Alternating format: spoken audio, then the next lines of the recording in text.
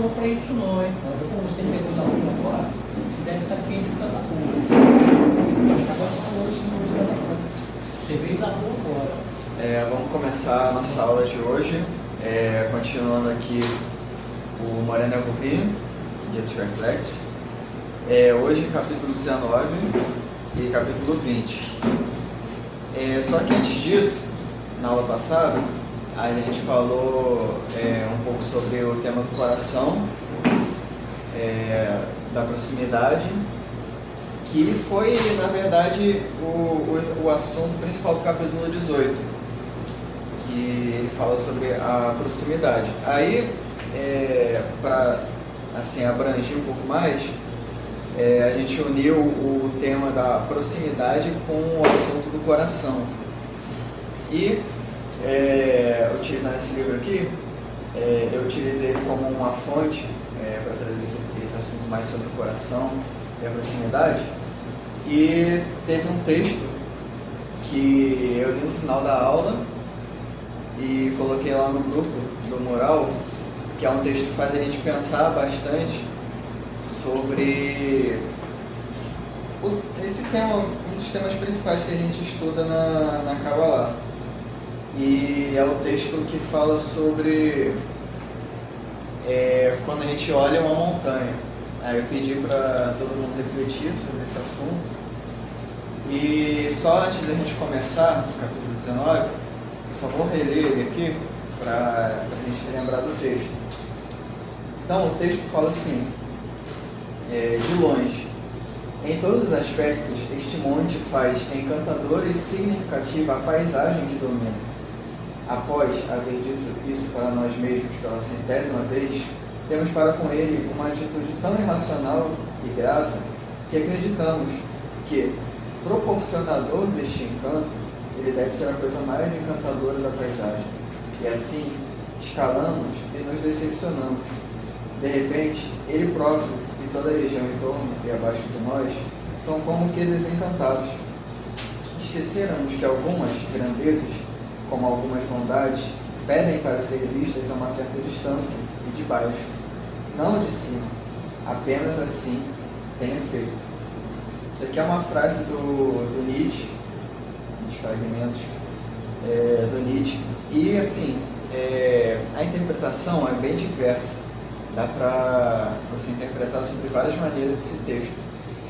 Uma das maneiras que eu acho principal de interpretar esse texto é a seguinte: nós, enquanto sociedade, nós aprendemos, né, os costumes cristãos, as culturas que são ensinadas a gente desde pequeno. Essas coisas, elas são como que vistas de longe. Então, a religião, a crença, tudo ela como se fosse vista de longe, como se nós víssemos só a generalidade, que seria a ideia boa, a ideia de ajudar o próximo, que é uma ideia positiva. Só que quando nós, por exemplo, começamos a investigar a fundo, ou seja, subir a montanha para ver os detalhes, mergulhar realmente na investigação sobre esses assuntos, a gente vê que várias coisas que a gente aprendeu, elas realmente têm uma máscara. E por trás delas, aí a gente começa a ver as incoerências.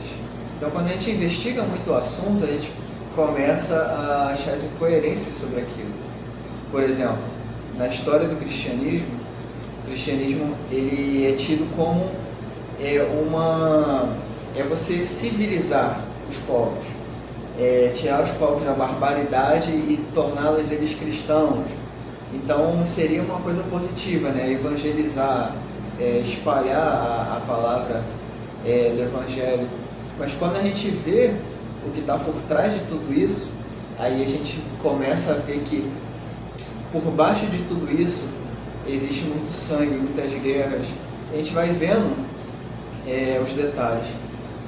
Todo assunto que é investigado realmente profundamente, a gente vê as falhas daquilo. Aí é como se antes aquela montanha era tão sublime, tão bonita, a gente começa a ver que não era todas essas coisas, não era como nós imaginávamos no primeiro pensamento. Então todo o assunto que a gente começa a investigar mais profundamente, a gente começa a olhar e perceber as falhas que está aqui. Por trás de um ideal existiram muitos outros passos para tornar esse ideal, para implementar esse ideal, que foram a base de sangue de muita gente, a base de muitas coisas, das mais cruéis. Então a gente pode ver que até em nome da bondade existe a crueldade. Então esse é só assim um panorama desse assunto que esse texto traz, que eu achei importante. A gente ter esse cuidado e investigar realmente o assunto profundamente, e aquilo que parece tão bonito, parece tão perfeito, na verdade não é tão perfeito assim. Então é isso. Agora, voltando aqui para o Guia dos Perplexos, a gente começa o capítulo 19 sobre a palavra malê, cheio. Então o Rambam ele começa esse capítulo assim: malê é um homônimo empregado no idioma hebraico a um corpo que entra em outro corpo e o preenche, como entra, e encheu o seu cântaro. Gênesis 24, 16. Um homer cheio para cada um, uma medida. E vários exemplos como este. É empregado também com o significado de encerramento de um tempo determinado. E completaram-se os seus dias. E completaram-se para ele 40 dias. É empregado também no sentido de perfeição do mais alto grau e mérito, e cheio, malê, da bênção do Eterno, como está em Deuteronômio 33, 23. A estes encheu da sabedoria do coração, Êxodo 35. Estava cheio de sabedoria, de inteligência e de conhecimento, 1 Reis 7, 14. E nesse sentido foi dito: repleta está toda a terra de sua glória.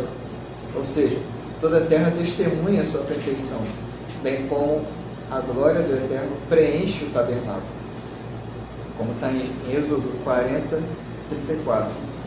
É sempre neste sentido que o termo malê é atribuído a Deus, e não que exista um corpo que preenche o espaço.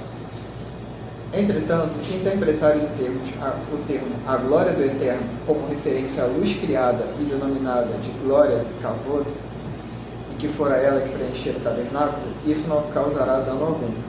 Então ele fala que esse é um sentido metafórico relacionado ao Criador, mas se esse sentido da glória do Eterno foi interpretado como a luz que enchia o tabernáculo, também está correto. Ele diz aqui que não causará dano algum. E, assim, todos os termos que são trazidos em relação ao Criador, mais uma vez, elas não se referem a uma fisicalidade, a algo material, mas sim uma ideia, uma associação a um termo que nós entendemos no mundo, e nós associamos esse termo, geralmente é um termo de perfeição, que traz a ideia de algo positivo, e nós referimos esse termo ao Criador, porque é através desse termo que nós entendemos algo sublime, algo positivo, e todos esses atributos positivos são relacionados ao Criador com uma linguagem antropomórfica, uma linguagem humana, e não que o Criador esteja disposto a esses termos em si, que esses termos sejam realmente atribuídos ao Criador, mas é só uma forma de linguagem limitada que o ser humano consegue relacionar ao Criador, porque é um atributo positivo, e não que o Criador tenha esse atributo em si. Capítulo 20 O capítulo 19 é um capítulo curto, o capítulo 20 também é um capítulo curto, mas ele traz uma ideia muito interessante também, que a gente vai falar sobre. Capítulo 20, sobre as palavras Ram e Missá, elevado. Ram é um homônimo que designa elevação no espaço, mas significa também elevação de grau em majestade, honra e nobreza. E a arca foi levantada por cima da terra. Gênesis 7, 17. Temos um exemplo de acordo com o primeiro significado. Já elevei Harimoti, um escolhido dentre o povo, Salmos 89, 20. Portanto, te elevei Harimoti do meio do povo. 1 Reis 14, 17. São de acordo com o segundo significado. Sempre que o verbo ram, elevar, for aplicado a Deus, é de acordo com o segundo significado, do segundo sentido, como em elevado sobre os céus, ó Deus. Salmos 57, 6.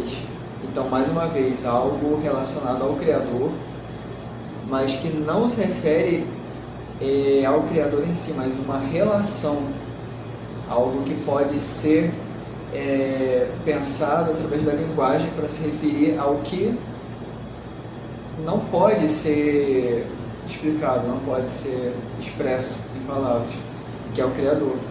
Porque já que ele é infinito, toda palavra que o tente definir, de uma certa forma, o limita.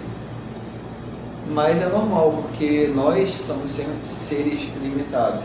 Então, tudo que nós referimos a Deus é uma certa limitação, querendo ou não. Porque em palavras ele não pode ser explicado. É por isso que, na sabedoria da Kabbalah, os cabalistas dizem que o fundamental dentro da Kabbalah é sentir o Criador. Não é você, por exemplo, tentar expressar o Criador através da linguagem, mas sim sentir o Criador internamente. Sentir o Criador internamente, não existem palavras que conseguem definir isso. É por isso que o cabalista não consegue expressar tudo o que ele sente nos livros. O que ele escreve nos livros são como se fosse o que o Rambam fala aqui de primeiros passos.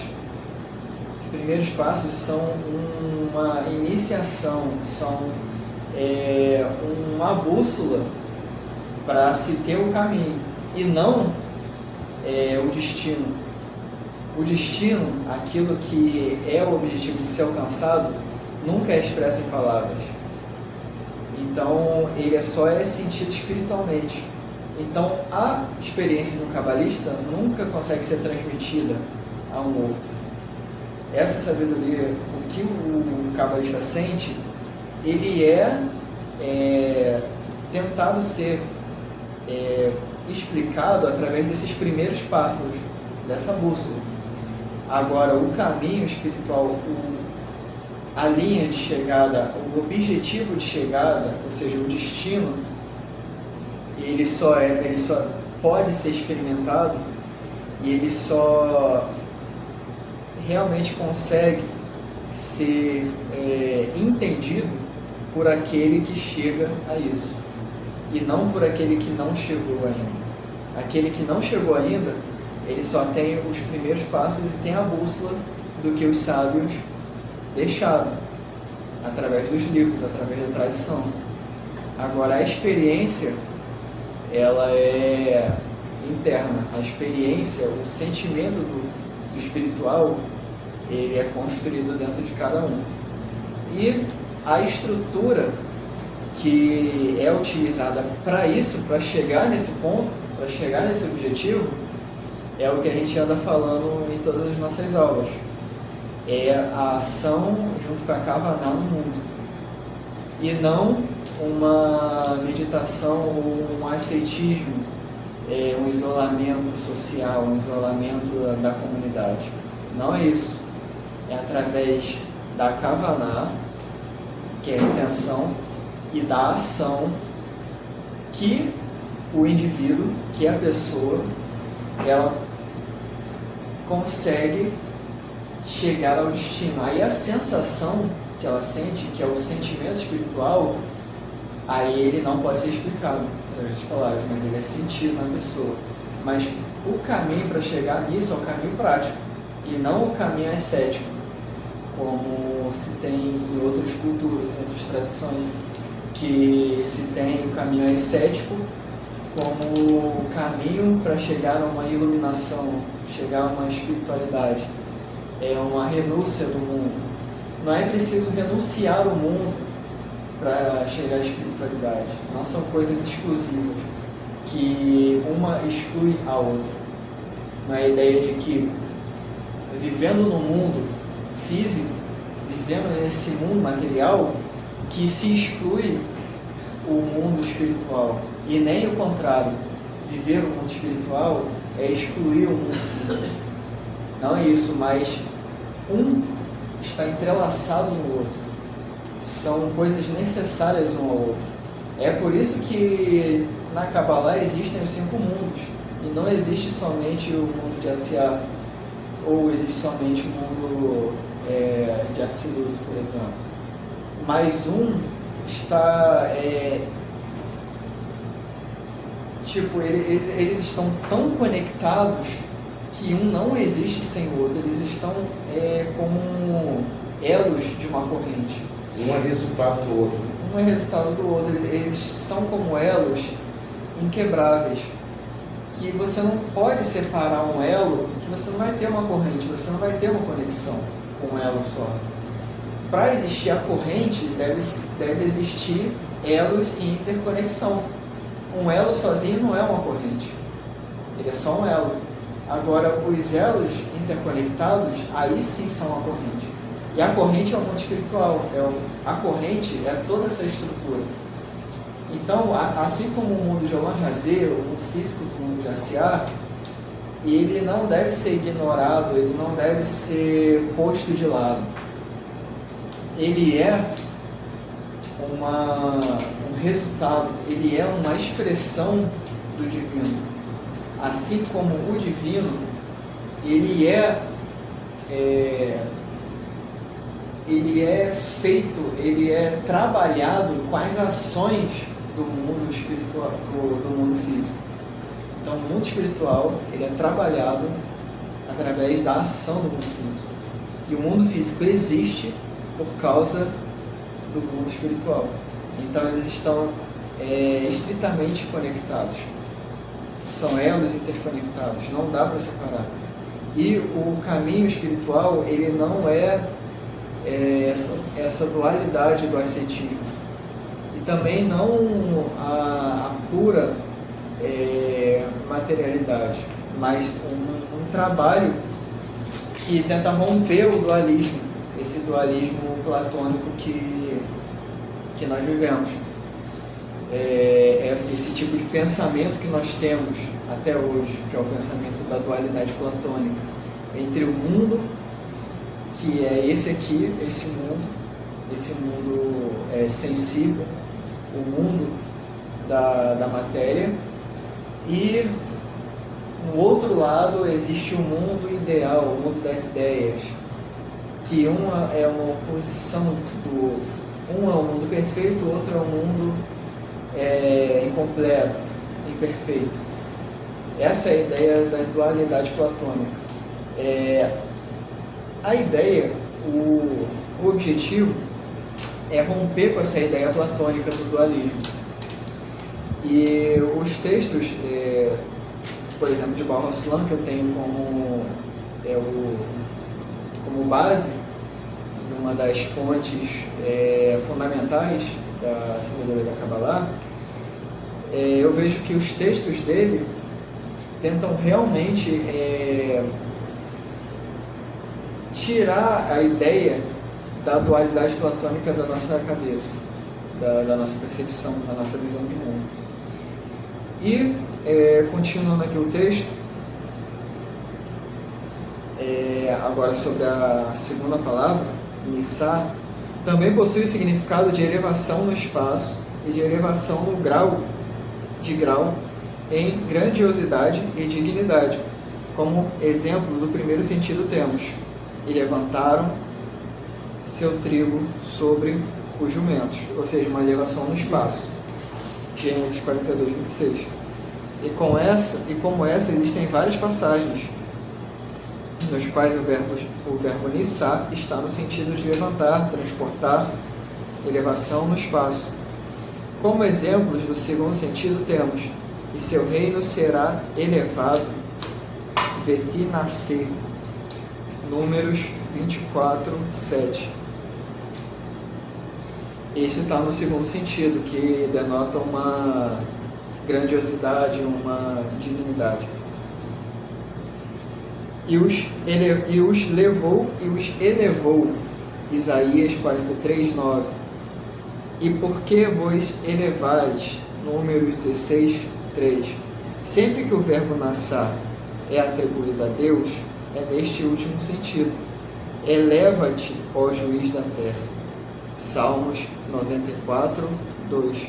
Assim disse o Altíssimo, e elevado, nissá. Isaías 52, 15. Elevado em majestade e poder. Ou seja, a ideia que nós temos em relação a majestade de um rei, a majestade de uma coisa grandiosa, esse sentido é atribuído ao Eterno, no caso dessas duas palavras.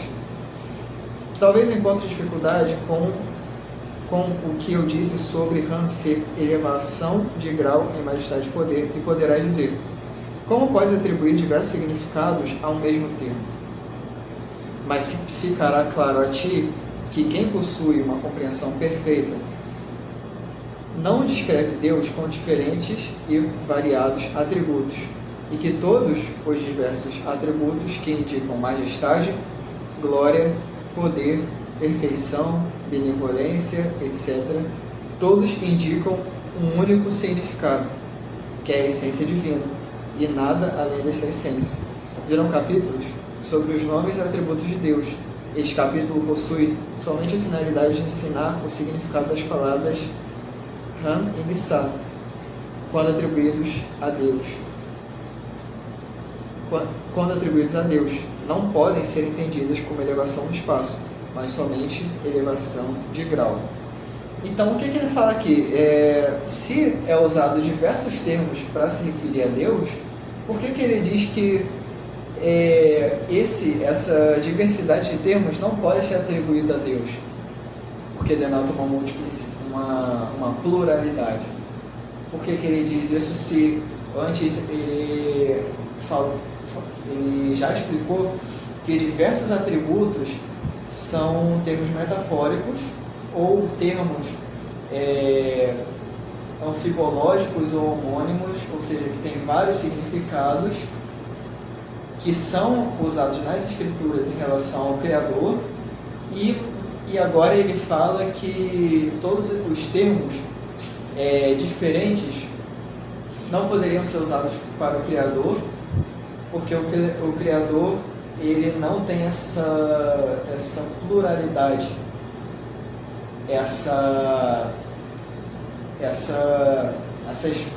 esses vários atributos diferentes que denotam elevação, majestade, perfeição.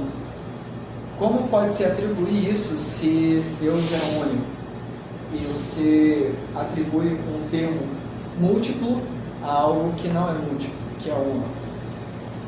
Aí ele traz a ideia de essência, que ele vai explicar mais posteriormente aqui nesse livro.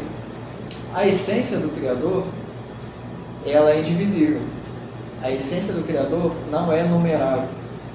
A essência, ela está acima da ideia de divisão, da ideia de dividir em uma parte da essência do Criador é bondade, outra parte da essência do Criador é misericórdia, outra parte da essência é justiça. A essência do Criador, ela não tem como você pegar essa estrutura e desestruturar e separar elas em atributos com o Criador, porque o Criador é uno.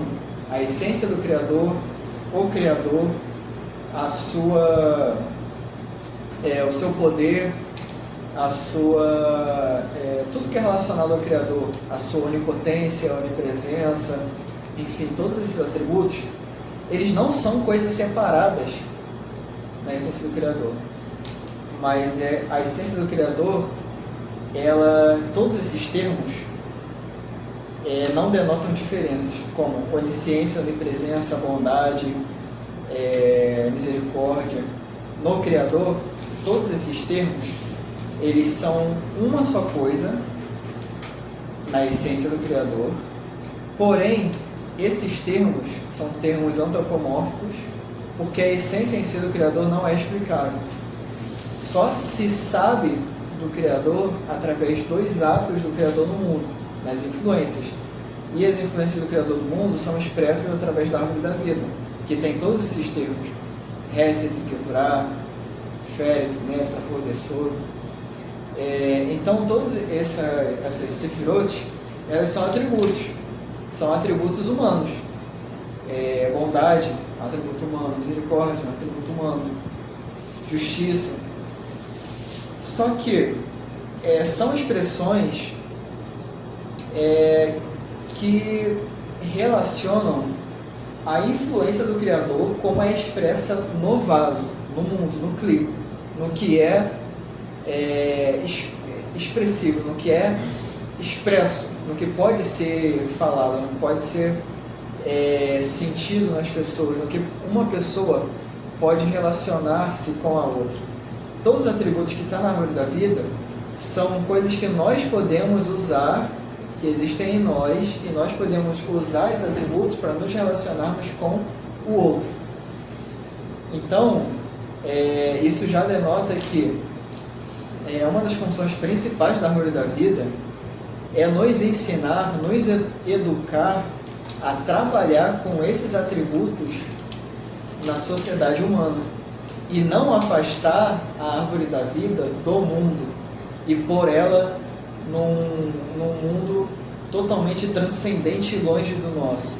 Mas a árvore da vida como instrumento realmente de mudança na sociedade, de mudança no mundo, você tirar a árvore da vida das páginas do livro e trazer ela para as suas relações com as pessoas. Você realmente utilizar todos os atributos que existem nas 10 Sefirot para melhorar as suas relações com o seu próximo, com o seu vizinho, e transformar isso realmente, transformar realmente o mundo em uma casa de Deus, como o rei Davi fala no Salmos. Então, resumindo tudo, a ideia é que a melhor maneira de conhecer o Criador é através do autoconhecimento, através de conhecer-se a si mesmo, que se apresenta como atributos divinos, só que na verdade são atributos que estão dentro de nós. Atributos que estão dentro de nós e que são usados na relação com o outro. Então, quanto mais eu estudo a Sefirot, mais eu conheço o meu próprio mecanismo de vida. Assim mesmo, isso. E aí a Kabbalah ela vai te trazer um modelo correto de como eu devo, tipo assim, olha só, como Deus usa as suas Sefirot, como Deus se expressa através das suas Sefirot. Existe um padrão aqui. Então, se eu tentar reproduzir esse padrão em mim, eu estou reproduzindo atitudes divinas. Sim. Não é isso? Então, ou seja, quanto mais eu estudo a Deus através do mecanismo da Sefirot, mais eu me conheço. Sim. E me conhecendo, mais eu consigo adquirir essa similaridade de forma, que é esse padrão correto que a Kabbalah. Isso, exatamente. É um instrumento para nós conhecermos a nossa interioridade e com isso fazemos um tikkun em nós, que é o tikkun individual, o tikkun interno, e com isso o tikkun olam, que é o tikkun externo, que é o tikkun, o conserto realmente do mundo. da sociedade, das inter-relações entre um e outro. E não que o Criador seja Sefirot, não que o Criador seja uma árvore da vida, porque dividindo o Criador em árvore da vida, você está tentando dividir a essência do Criador, que não é divisível, que é indivisível. Então, basicamente, o Eterno ele colocou todos esses atributos dentro de nós para que fosse meio que ligar os pontos, né? Você vai ligando os pontinhos até formar aquilo que ele quer para a gente conectar, né? Um dia conectar, fundir-se a ele, né? Um dia a gente fundisse a ele. Existe uma palavra, eu costumo dizer, as pessoas que se aproximam bastante do Criador. Só uma única palavra, qualquer idioma. Se aproxima, não quer dizer que seja, porque ele está acima de qualquer coisa, acima de qualquer pensamento, acima de qualquer palavra. Mas é uma palavra que se aproxima bastante do Criador, é simplesmente imensurável. Imensurável. É aquilo que não é medido, que não é calculado. Tudo que está, ou tudo que pode ser calculado, ele já é um vaso, ele já tem uma dimensão, ele já tem os seus atributos. Por isso que ele pode ser calculado, por isso que ele está relacionado ao tempo, por isso que existe mudança em nós, por isso que existe mudança no nosso mundo. Porque o nosso mundo está condicionado a uma temporalidade, ele está condicionado a uma dimensão, ele está condicionado a um cálculo, a um tipo de comércio. Então o nosso mundo, que está condicionado a um tipo de comércio, todas as nossas relações são um tipo de comércio, que até é explicado num livro bastante interessante, chamado A Genealogia da Moral, que o Nietzsche traz a raiz comercial na origem da moral. Ele fala que a moral surge de uma troca, de um comércio muito antigo, na pré-história, antes de uma civilização realmente moderna como a gente conhece. Nas bases dessa civilização, todas as nossas relações, elas são uma relação comercial. E a relação comercial se torna uma relação moral, uma relação religiosa, enfim. Isso é uma coisa tão interessante porque, tipo assim, os sábios dizem, né, que antigamente não existia moeda, né, dinheiro. Né? Aí isso aí é uma coisa que tem muito sentido porque é tudo na base da troca, né? E faz sentido. Até um produto e não um produto. Até como a lógica que funciona nas religiões. Ou seja, eu dou ao divino a minha adoração, o meu rito, faço realmente os sacrifícios, dou aquilo, a minha crença, mas em troca o divino me beneficia, me traz um paraíso, me traz as boas novas, me traz a graça, conforto, enfim, conforto, esperança, enfim, até as relações mais fundamentais da humanidade, como é a crença religiosa, que é uma das coisas mais antigas que existem na humanidade, a base dela é uma base de troca, uma base comercial. Então, foi uma dos assuntos assim, que eu achei mais interessante quando eu li A Genealogia da Moral. A lógica da própria história, da própria historicidade da humanidade. Mas voltando aqui ao assunto que nós estávamos falando, tudo isso, todos os termos relacionados ao Criador, se parte de uma compreensão do vaso sobre a luz e não da luz em si, que é incompreensível. A luz, ela não tem definição nela mesma, ela se define através do vaso. Ou seja, se nós quiséssemos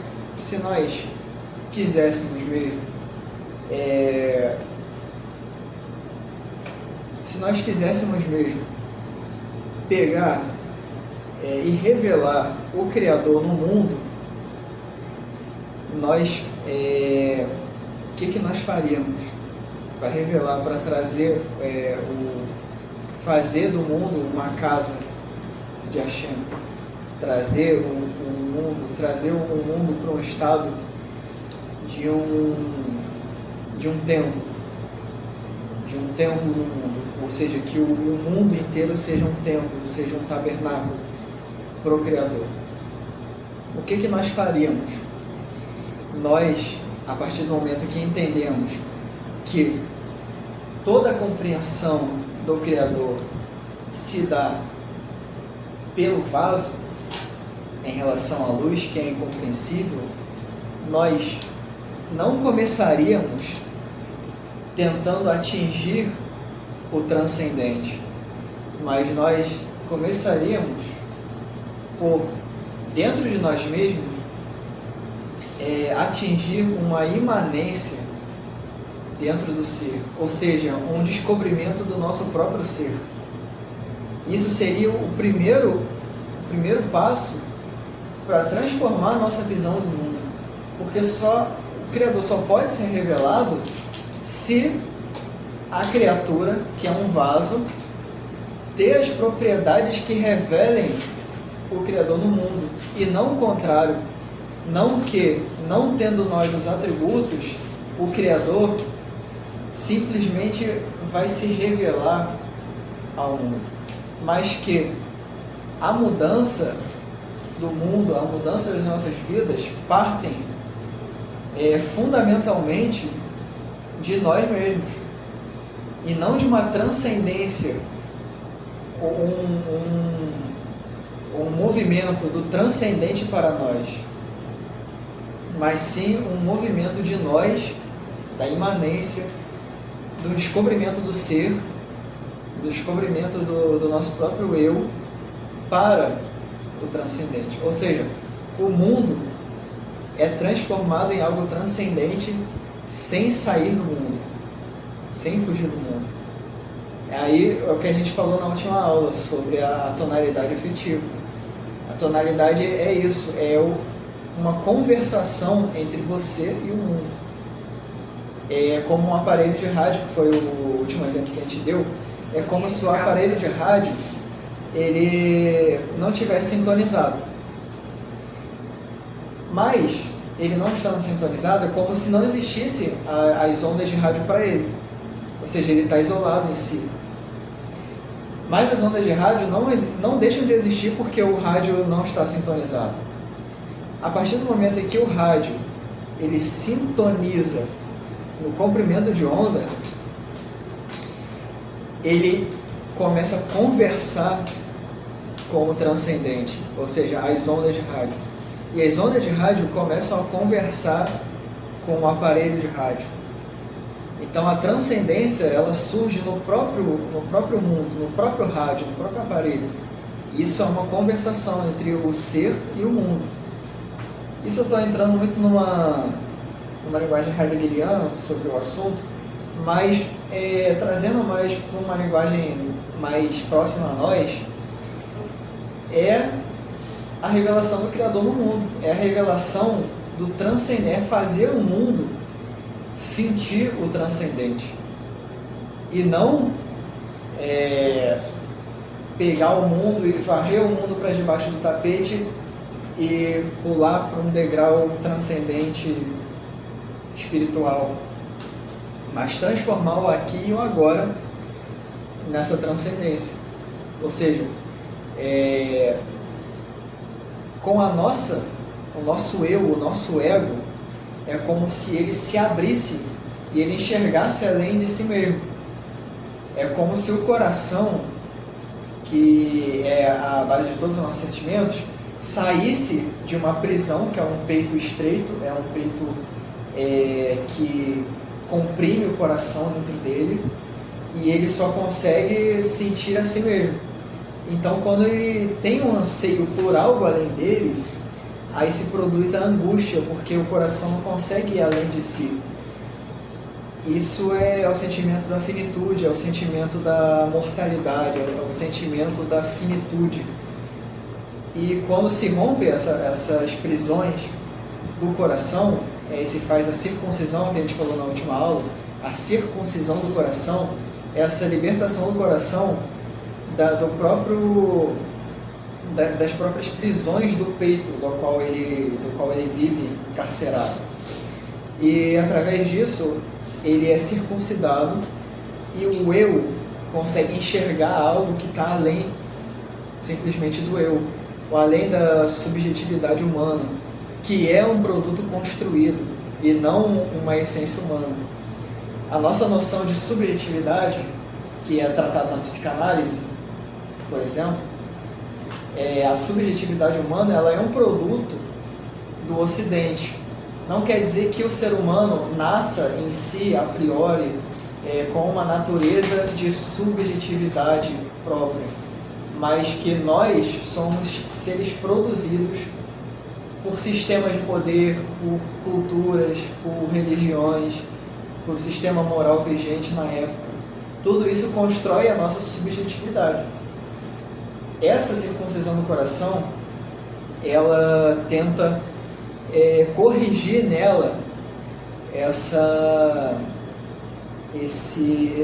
construção ocidental feita nos últimos 2.500 anos, que ela se inicia com mais força a partir do cristianismo, que o cristianismo traz uma ideia do eu individual, a ideia ocidental de uma Europa que constrói um ser individual. Eu estava falando ali fora sobre essa questão da por que a ICA ela é a mais correta dentro do... Mesmo errada, ela acaba sendo a mais correta. E quando você vai numa missa ou numa reunião católica, ali se fala de família, de comunidade. Então tudo dentro da didática católica é focado em benefício da comunidade ou em benefício da família. Então eles sempre vão falar em comunidade e família. Quando você entra numa evangélica, Deus vai te honrar, Deus vai te abençoar, Deus vai te levar. Então é uma coisa voltada para o ego. Está entendendo? Então é que eu não consegui concluir ali, mas você entrando nisso, você vê a diferença quando um ensino ele é direcionado para o coletivo. Ele consegue, no caso, prosperar por mais tempo e com mais segurança. Por quê? Porque o indivíduo dentro da comunidade, ele só se percebe como parte de uma comunidade. Está entendendo? Agora, onde o ego ele está no centro, aí entra a competição, entra, tá entendendo? Jogo de interesse, aí a própria coisa ela começa, e aí como se prospera? Através de rebelião, de rebeldia. Não concordo com isso aí, vamos fazer um outro grupo aqui, vamos fazer um motim. E é por isso que existem tantas igrejas evangélicas e só uma católica. Entendeu? Porque ela conseguiu, como ela está mais perto do que era o judaísmo, ela conseguiu pelo menos manter essa ideia. Os judeus eles sobrevivem porque eles se percebem como comunidade. Então está aqui o segredo da prosperidade, de você conseguir existir durante tanto tempo.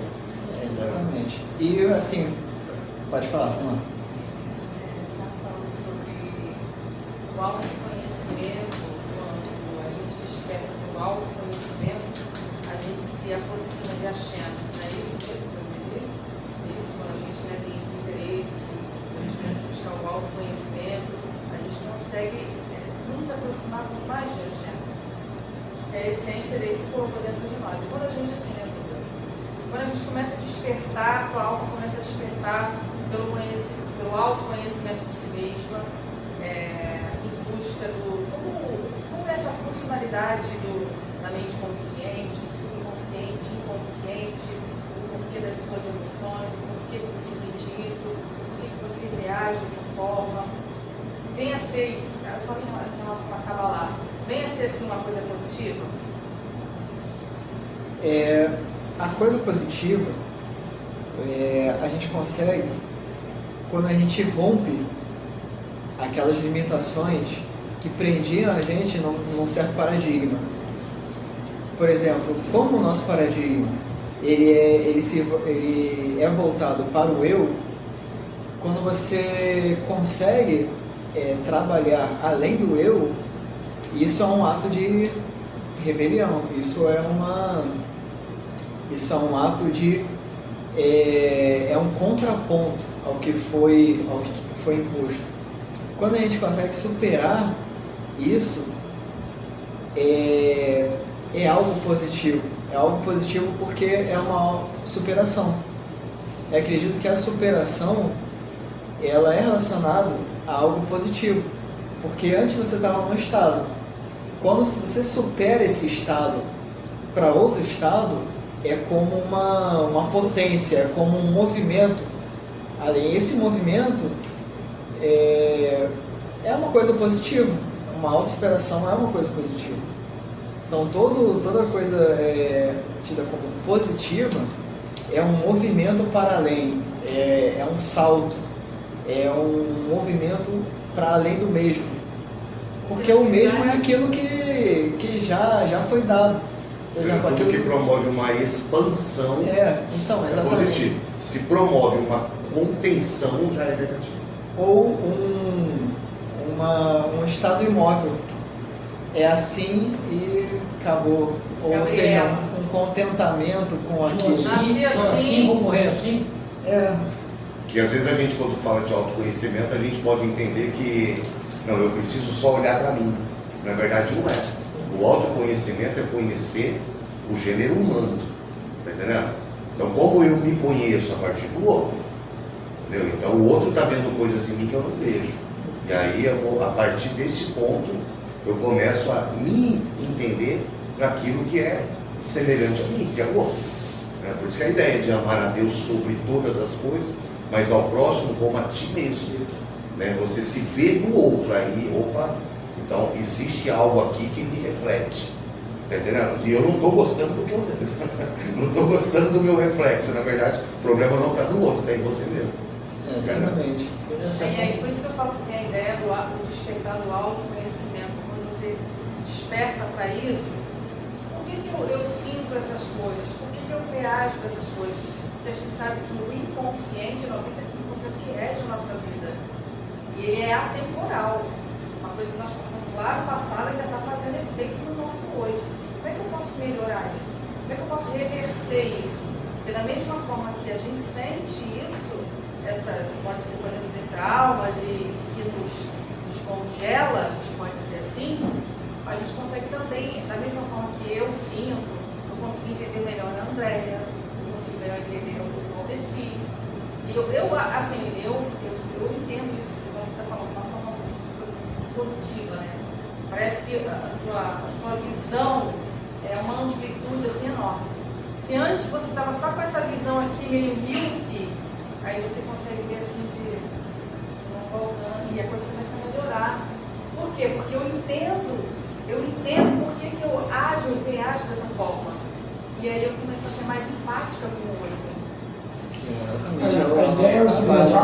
A ideia ocidental, tipo assim, eu acredito que é manter basicamente, né, a pessoa ali numa caixa ali, né, aprisionada ali dentro de um certo sistema. Para quê? Para que você viva aquilo que eles querem que você viva. Mas quando você pula para fora da caixa, você se sente um peixe. Às vezes eu me sinto assim, em certos ambientes, em certos lugares, como um peixe fora d'água. Por quê o peixe fora d'água? Porque as minhas ideias de pensamento, entendeu? Eu sei que as coisas que eu tenho que buscar e alcançar, na verdade não está fora, está dentro de mim. É como se fosse um labirinto dentro de mim, a qual eu tenho que desbravar, né? Como se fosse não é bem dizer um conquistador, é um desbravador, né? Um desbravador ali dentro da alma, que quanto mais você se aprofunda ali por dentro desse labirinto, mais você conhece a sua essência e começa a entender os caminhos, né, para se conectar ao divino, né, à luz infinita. Basicamente isso. E às vezes eu me sinto como se fosse um peixe fora d'água, entendeu? Em alguns ambientes, porque eu tento passar certas coisas e as pessoas, mesmo ela querendo entender, elas não conseguem entender essas coisas. Não sei se com vocês também acontece isso. Vocês tentam passar alguma coisa sobre essas questões. Às vezes eu me sinto que, pô, peraí, será que eles estão conseguindo me entender o que eu estou querendo passar para eles? Às vezes é melhor, tipo assim, eu gosto de falar muito, eu falo pra caraca, mas aí tem vezes que eu me retraio. Eu, não, melhor eu me calar porque eu não estou conseguindo entender o que eu estou querendo passar. Então é basicamente isso, se interiorar o labirinto interno da alma, que aí a pessoa começa a entender, né, os meios, os mecanismos, as coisas, né, que é as sefirot, né? E assim, depois a gente vai falar um pouco também sobre esse caso da surdez. É um assunto muito interessante também, do caso de não saber ouvir. Tem um exemplo que se traz que o nosso olhar, ele é um olhar surdo. É um olhar surdo, é um olhar que não ouve, é um olhar que não ouve o outro. E a princípio, como é que pode relacionar o olho com a audição? Nas próximas aulas a gente pode trazer um pouco disso, que aí a gente já vai terminar, do que é o olhar conseguir ouvir. E por que nós temos um olhar surdo para o mundo? O olhar que não ouve. Como é que pode isso? Se o olhar... Quando o Eterno deu os mandamentos, aí na Torá está escrito, e viram sons. Eles não têm vindo. E viram sons, ou seja, não ouviram, eles viram sons. Então tem um paradoxo interessante. A princípio é um paradoxo, mas é muito interessante a gente explorar, porque vai abrir várias questões assim, de entendimento sobre as coisas que muitas vezes passam desapercebidas, como se fosse uma coisa não ouvida. E para a gente finalizar nossa aula, só para que abriu uma situação que o Rodrigo falou sobre o protestantismo, sobre as igrejas evangélicas. Só assim um ponto de reflexão. A Revolução Protestante, vamos dizer assim, ela começa no século XVI. Por que após a Revolução, essa Revolução Protestante, por que depois do século XVI se tem a construção das ideias dos filósofos na Europa, da construção do cogito ergo sum, penso logo existo, a definição de Descartes sobre o indivíduo humano, sobre o eu subjetivo, a criação de um indivíduo, e posteriormente com os protestantes na América se tem a construção da visão liberal americana, que depois toma conta do mundo. Tudo isso como resultados de uma revolução protestante. A gente não está preparado para essa conversa. Na verdade, a igreja ela tem uma grande influência. Cadê ela? Ele bolou aqui agora. Não, Eduardo. A igreja ela tem um dedinho ali, uma influência mundialmente, tudo. Quase tudo ela tem um dedinho dela lá. Com isso a gente finaliza nossa aula. Mas agora.